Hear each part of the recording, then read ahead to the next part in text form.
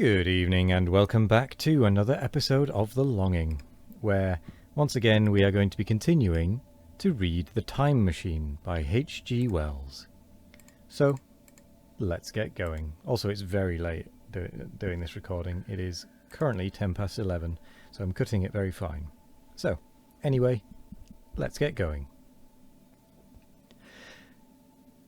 I took Weena's hand, then, struck with a sudden idea, I left her and turned to a machine from which projected a lever not unlike those in a signal box. Clambering upon the stand and grasping this lever in my hands, I put all my weight upon it sideways. Suddenly, Weena, deserted in the central aisle, began to whimper. I had judged the strength of the lever pretty correctly, for it snapped after a minute's strain, and I rejoined her with a mace in my hand, more than sufficient, I judged, for any Morlock skull I might encounter. And I've longed very much to kill a Morlock or so. Very inhuman, you may think, to want to go killing one's own descendants. But it was impossible, somehow, to feel any humanity in the things. Only my disinclination to leave Weena, and a persuasion that if I began to slake my thirst for murder, my time machine might suffer, restrained me from going straight down the gallery and killing the brutes I heard. Well, mace in one hand and Weena in the other, I went out of that gallery and into another and still larger one, which at the first glance reminded me of a military chapel hung with tattered flags.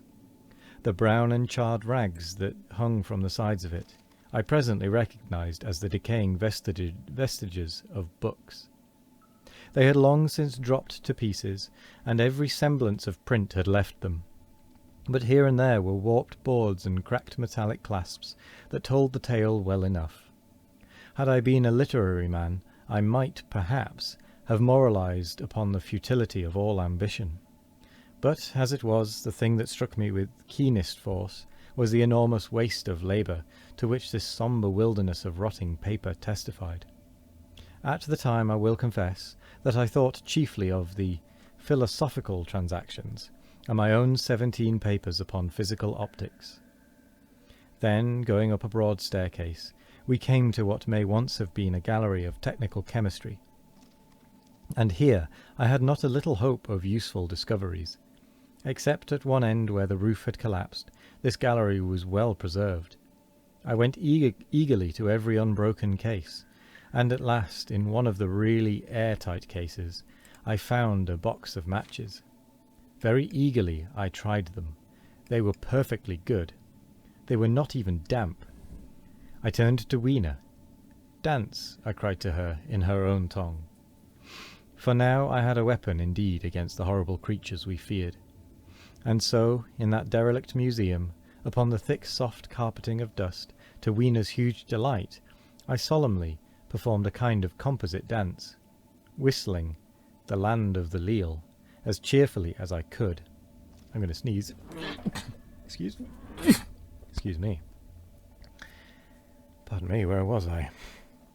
In part it was a modest can-can, in part a step dance, in part a skirt dance, so as far as my tailcoat permitted, and in part original, for I am naturally inventive, as you know.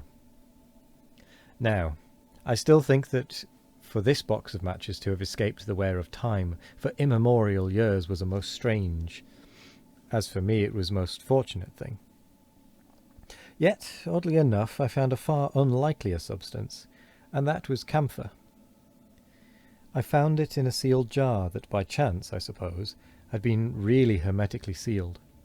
I fancied at first that it was paraffin wax, and smashed the glass accordingly. But the odour of camphor was unmistakable. In the universal decay, this volatile substance had chanced to survive, perhaps through many thousands of centuries.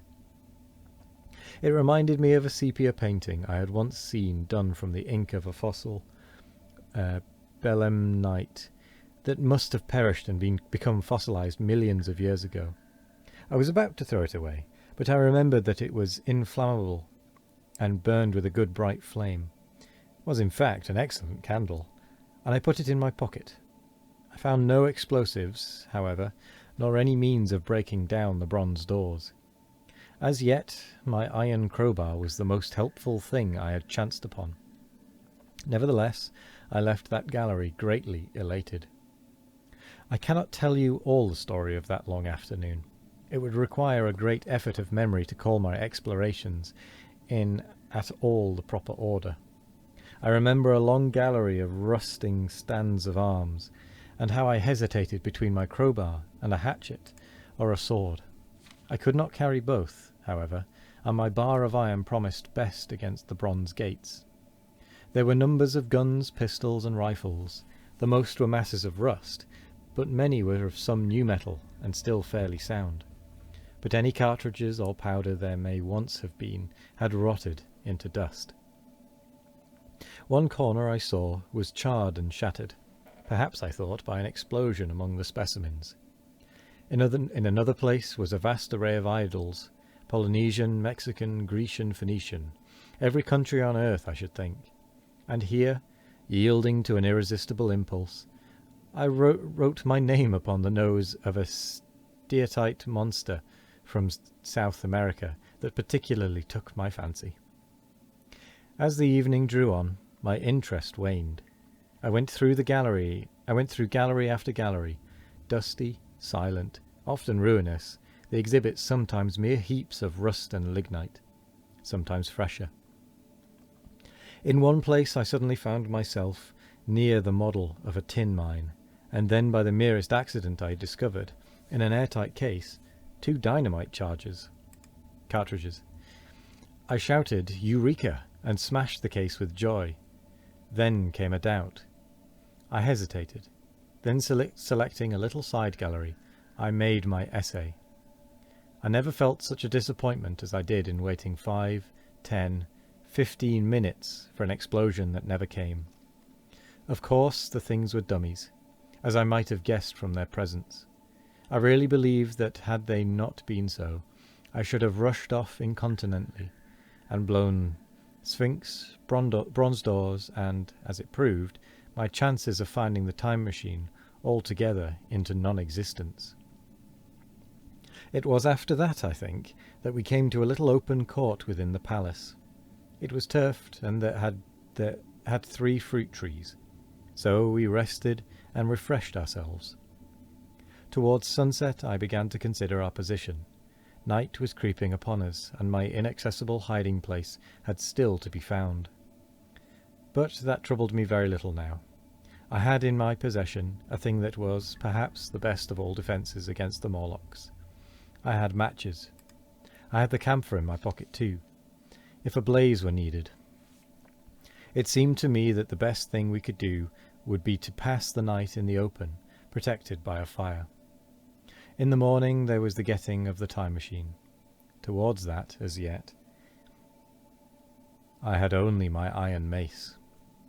But now, with my growing knowledge, I felt very differently towards those bronze doors. Up to this I had refrained from forcing them, largely because of the mystery on the other side. They had never impressed me as being very strong, and I hoped to find my bar of iron not altogether inadequate for the work. 9. We emerged from the palace while the sun was still in part above the horizon. I was determined to reach the White Sphinx early the next morning, and ere the dusk I purposed pushing through the woods that had stopped me on the previous journey. My plan was to go as far as possible that night, and then, building a fire, to sleep in the protection of its glare. Accordingly, as we went along, I gathered any sticks or dried grass I saw, and presently had my arms full of such litter. Thus loaded, our progress was slower than I had anticipated, and besides, Weena was tired, and I began to suffer from sleepiness too, so that it was full night before we reached the wood. Upon the shrubby hill of its edge, Weena would have stopped, fearing the darkness before us, but a singular sense of impending calamity, that should indeed have served me as a warning, drove me onward. I had been without sleep for a night and 2 days, and I was feverish and irritable. I felt sleep coming upon me, and the Morlocks with it. And with that, we actually come to the end of the episode. So, Thank you very much for joining me today. It is a very late episode, but nevertheless it is an episode. So thank you for joining me today. I hope you all have a wonderful morning, evening, afternoon or night. No matter what time of day it is, I hope you all have a wonderful one of it. Oh, excuse me. And as always, we will be back tomorrow for more of The Longing. Goodbye.